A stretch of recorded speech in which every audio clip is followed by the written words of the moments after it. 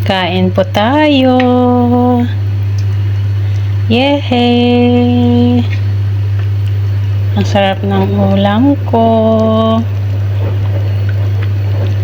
Dinengdeng. Ay dinengdeng na imas manen. Sabaw. Meron akong 2 eggs boiled. Ayan.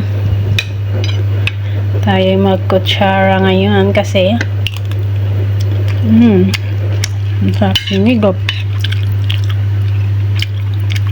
Kain po guys.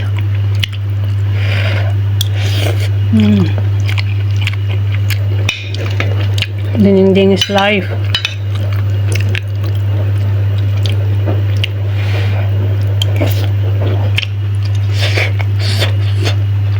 Pugo.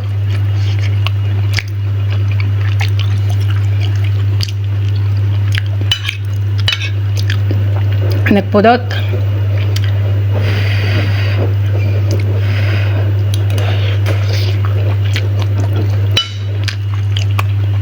Wala kayong makitang sibuyas at luya ng niluto ko kasi bilog siya nilagay ko. Ito oh. Ayan. Ayaw ko po kasing gusto ko lang sila pag fresh na kainin, pero pag naluto ayaw ko.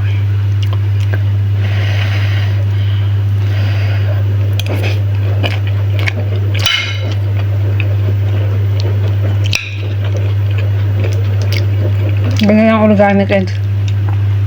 Parang yung mga itlog lang ng manok dun sa may probinsya.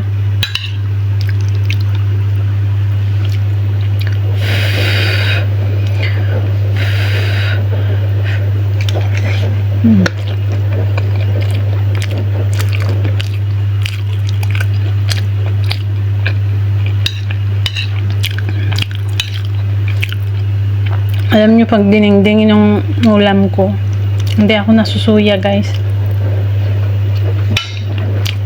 Basta walang oil.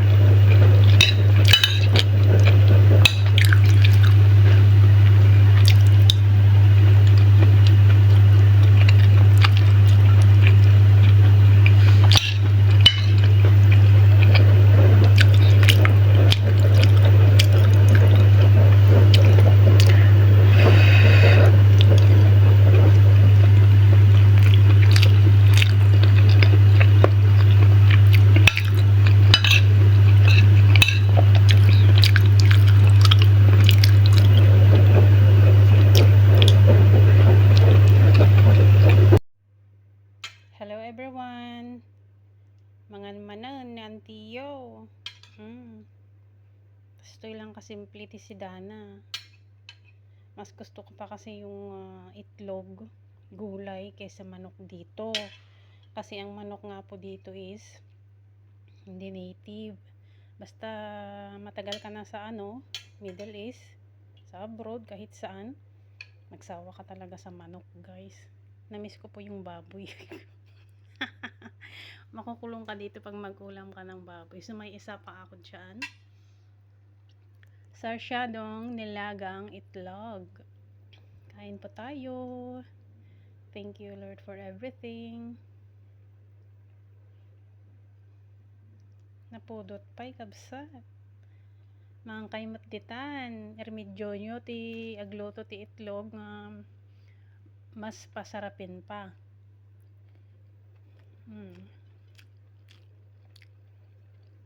Ganisa ko yan sa patis.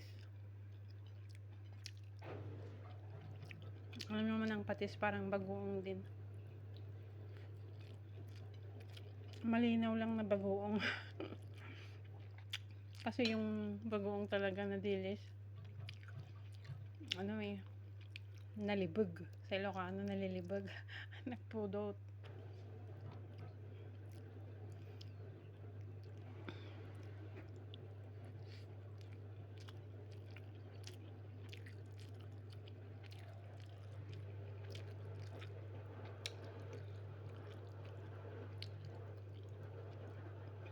Masarap kasi magkamay.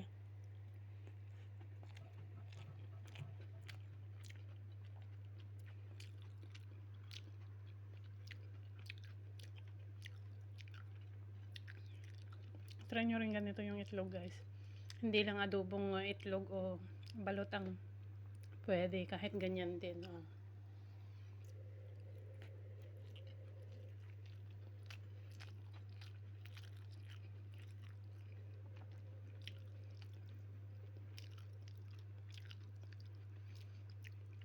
Mahina ako pag pritong itlog.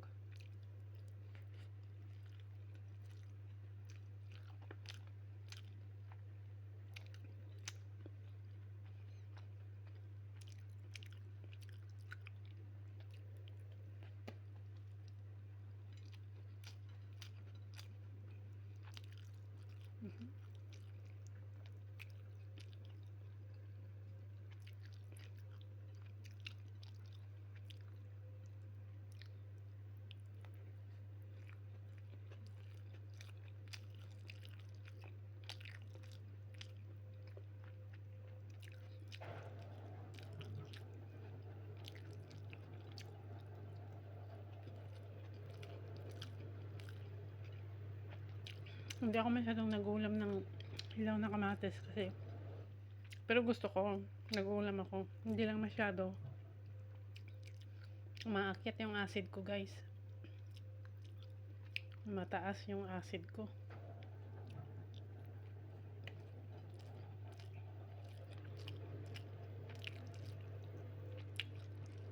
Alam niyo nung una, akala ko walang organic eggs na puti. Meron pala.